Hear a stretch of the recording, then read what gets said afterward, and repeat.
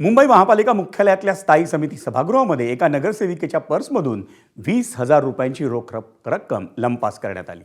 ठाकरेंच्या शिवसेनेच्या नगरसेविका लक्ष्मी भाटिया यांच्या पर्समधून 20,000 रुपयांची चोरी झाली.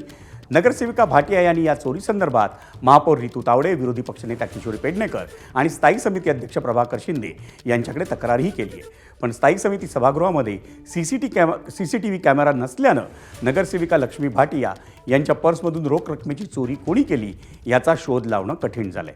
भाटिया या स्थायी समितीच्या बैठकीनंतर जेवणासाठी म्हणून बाहेर गेल्या होत्या. त्याच वेळेत हा प्रकार घडला. त्या स्थायी समितीच्या सभागृहात परतल्या त्यावेळी त्यांच्या पर्सची चेन उघडी होती आणि त्यामुळंच भाटियांनी पर्स तपासली असता त्यातून 20,000ची रक्कम चोरीला गेल्याचं निष्पन्न झालं. महिला नगरसेवकांच्या पर्स ओपन करून त्याच्यातून पैसे काढणं हे कितपत योग्य आहे? किती रुपये होते? 20,000.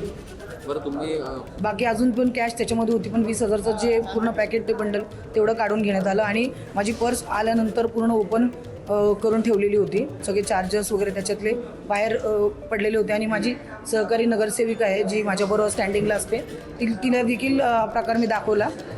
तिने ते डोळ्याने बघितलं की पर्स कशा अवस्थेत पडलेली होती आणि जाताना पर्स कशी ठेवलेली होती आणि येताना पर्सची अवस्था काय होती.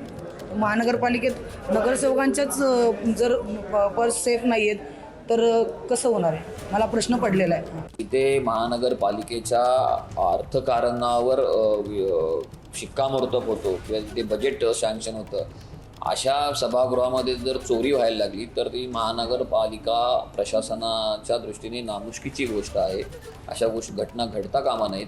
पण जर ती घडलेली असेल किंवा आहेच म्हणजे तर त्याची चौकशी होणं गरजेचं आहे. कारण त्या प्रिमायसिसमध्ये रिस्ट्रिक्टेड लोकांनाच प्रवेश असतो. एबीपी माझा, उघडा डोळे बघा नीट.